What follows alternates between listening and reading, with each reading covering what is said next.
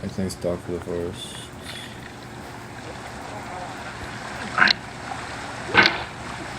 What? Everyone the fuck. There's no feeling more intense than starting over. If you deleted your homework the day before it was due, as I have, or if you left your wallet at home and you have to go back after spending an hour in the commute. If you won some money at the casino and then put all your winnings on red but it came up black. If you got your best shirt dry cleaned before a wedding and then immediately dropped food on it.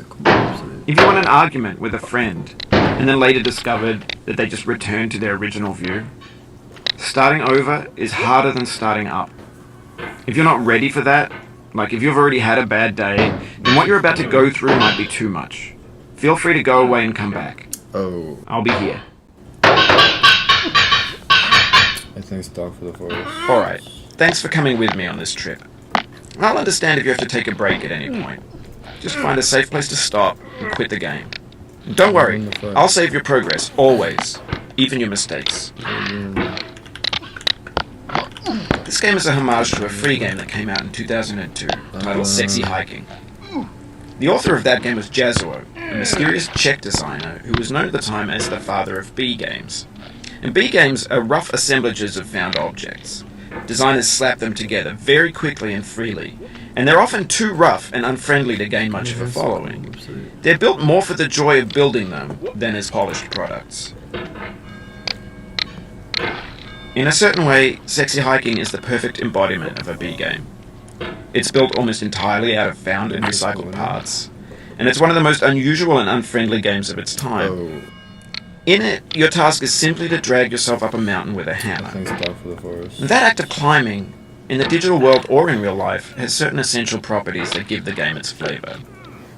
No amount of forward progress is guaranteed. Everyone the fuck. Some cliffs are too sheer or too slippery, and the player is constantly, unremittingly in danger of falling and losing everything. Anyway, when you start Sexy Hiking, you're standing next to this dead tree that blocks the way to the entire rest of the game.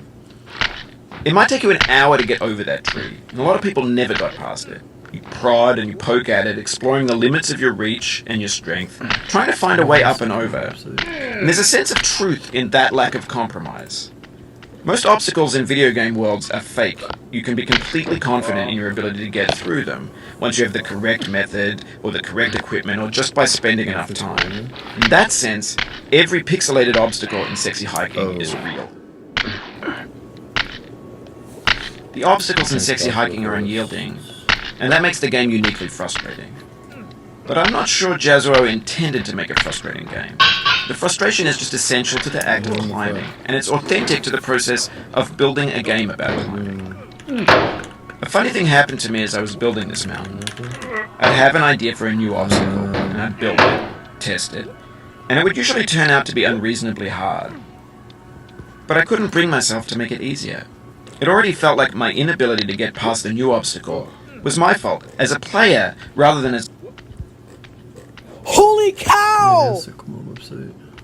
What the hell?